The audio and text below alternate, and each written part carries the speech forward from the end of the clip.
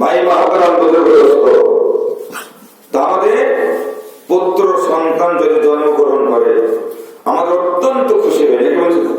কেন খুশি হয়? কি জন্য? আহারে দুনিয়ার লোক কত মজা করে, বাড়ির ওপর পানি ঢেলে হয়রান হয়ে মরে। টাকা নাই, পয়সা নাই, বলদ কিনতে হবে, ছেলের বিয়ে দিলে কিন্তু বলদ আসে ঘরে। আহারে দুনিয়ার লোক কত মজা করে, বাড়ির ওপর পানি ঢেলে হয়রান হয়ে মরে। বেটা ছেলে হলে পরে খুশি সবার মনে, মেয়ে ছেলে হলে পরে দুঃখ সবার মনে। মেয়ে ছেলে দেখে বাবার মাথায় টনক পড়ে, আহারে দুনিয়ার লোক কত মজা করে, এই বালির ওপর পানি ঢেলে হয়রান হয়ে মরে। নিজ জমির পাশে কিন্তু জমি বিক্রয় হয়, অন্য জমি কিনবে বলে মনে আসে ভয়। আপনার জমির পাশে 5 কাঠা জমি বিক্রয়, আপনি বলছেন আমি 5 কাঠা হলে পরে আমার জমিটা চতুর্দিকে সমান হবে। কি উপায়? কি গো? তখন ওই পুত্র সন্তানের বিয়ে জড়ল, দিয়ে 10 লক্ষ টাকা দিয়ে দিল। নাউজুবিল্লাহ বলেন। এই তো খুশি। নিজ জমির পাশে কিন্তু জমি বিক্রয় হয়, অন্য জমি কিনবে বলে মনে আসে ভয়।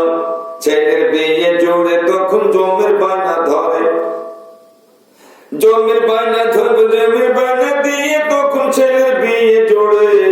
আহারে দুনিয়ার লোক কত মজা করে, বাড়ির ওপর পানি ঢেলে হয়রান হয়ে মরে। গোটা কত মেয়ে সন্তান ঘরে হলে রাগ করিয়া মেয়ের বাবা তালাক দেব বলে। আহারে দুনিয়ার লোক কত মজা করে, বাড়ির ওপর পানি ঢেলে হয়রান হয়ে মরে। ঘটক মশাইকে বলছে, যাও আমার ছেলেকে বিয়ে পাশ করেছে, চাকরি পাবে, আমার ছেলের দামি ছেলে, একটু ভালো করে কষি ধরবা, পণ নেবে। নাউজুবিল্লাহ বলে, পণ নেবে। আস্তাগফিরুল্লাহ। তাই বলছে ঘটক মশাই জানতে চলে বিয়ের দাম কষাকষি, বুকটা কিন্তু ভালো হবে, দাম লাগবে বেশি। বউটা কিন্তু ভালো হবে, দাম লাগবে বেশি। আহারে দুনিয়ার লোক কত মজা করে, বাড়ির ওপর পানি ঢেলে হয়রান হয়ে মরে। কত কষ্ট করে মেয়েটা গরিব মানুষ, তাই তার বিষাদি দিয়েছে, চেয়েছেন তিনি এসে 2000 টাকা বাকি আছে, 2000 টাকা বাকি। ওই টাকা দিতে পারেনি বলে জামাই মশাই কি করে, তার স্ত্রীকে বিছানায় ঠিক থাকে না, বলে যা বাড়িতে তোর বাপের বাড়ি যা, বাপের বাড়ির টাকা খেয়ে আনে, শুধু এরকম করে করতে মারে। আস্তাগফিরুল্লাহ, আস্তাগফিরুল্লাহ। ভাই কোন জায়গায়, কোন জামানা? বলে যা যা শরীফন তোর বাপের বাড়ি টাকা চেয়ে, খালি হাতে গেলে পারে, ফিরলে পারে যাবে তোমার প্রাণ। যা তাড়াতাড়ি তোমার বাপের বাড়ি টাকা চেয়ে আন, খালি হাতে ফিরলে পারে যাবে তোমার প্রাণ। এসব কথায় অনেক বোন বাপের বাড়ি যায়, বাপের বাড়ির অভাব দেখে বিষ তেল খায়। এসব কথায় অনেক বোন বাপের বাড়ি যায়, বাপের বাড়ির অভাব দেখে গলায় দড়ি দেয়। এসব কথায় অনেক বোন বাপের বাড়ি যায়, বাপের বাড়ির অভাব দেখে ট্রেনে গলা দেয়। কি জামানা এলো খোদা সারা দুনিয়ায়। আমার ভাই, আমার মা বোনেরা, কাল কিয়ামতের ময়দানে জবাব দিতে হবে। যুবকের দলেরা, তোমাদের সম্মান হয়, নারীদের সম্মান সব থেকে বেশি। জোরে বলো সুবহানাল্লাহ। আল্লাহ নবী সাল্লাল্লাহু আলাইহি ওয়াসাল্লাম তিনি বললেন, কারোর কোন ঘরে যদি 3 কন্যা হয়, নবীজি ঘোষণা দিচ্ছেন সে জান্নাতি। জোরে বলো সুবহানাল্লাহ। ভাই মহতারাম, বিশ্বনবী সাল্লাল্লাহু আলাইহি ওয়াসাল্লাম নারীদের সম্মান সব উঁচু দরকার করেছে। আর আমরা নারীদের কে কিছু মনেই করি। আস্তাগফিরুল্লাহ।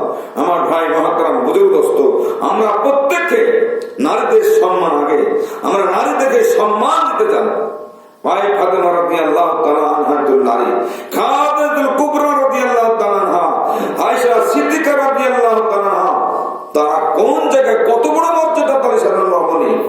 তাই ফাতেমা রাদিয়াল্লাহু তাআলা আনহা তা তো নারীদের সরদারানি হবে, তাহলে নারীদের সরদারানি ফাতেমা। জয় বলেন সুবহানাল্লাহ।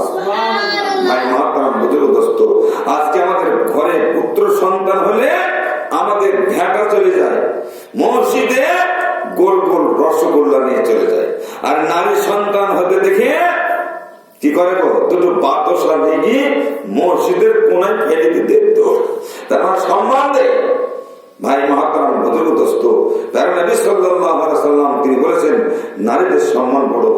তাই আমার মা বলে দেখে বলবো, ওরা আমার সোনার বোনেরা, প্রত্যেকে আপনারা পর্দা নাশিনা হবেন, মা ফাতেমাদের সঙ্গে জান্নাত হবে। আজ বর্তমানের মা বোনেরা সেই জায়গায় পৌঁছাতে পারেনি, খুব দুঃখ লাগে, বড় ব্যথা লাগে। ফাতেমা রাদিয়াল্লাহু তাআলা আনহার মতো আমরা যদি আজকে পর্দা নেই নাশি হতে পারি, ইনশাআল্লাহ ইনশাআল্লাহ ফাতেমাদের সঙ্গে আমাদের জান্নাত হবে। আল্লাহ রাব্বুল আলামিন আমাদের প্রত্যেককে যেন নর নারীকে যেন কোরআন হাদিসের মোতাবেক চলার তৌফিক দান করেন, এবং মা বলে দেখে যেন পর্দা নাশিনা যেন হওয়ার তৌফিক দান করেন। পর্দা করা ফরজ নারী, পর্দা করো বাড়ি, পর্দা করেছিলেন নবীর বেটি, কেমন ছিলেন নারী, বলো সুবহানাল্লাহ।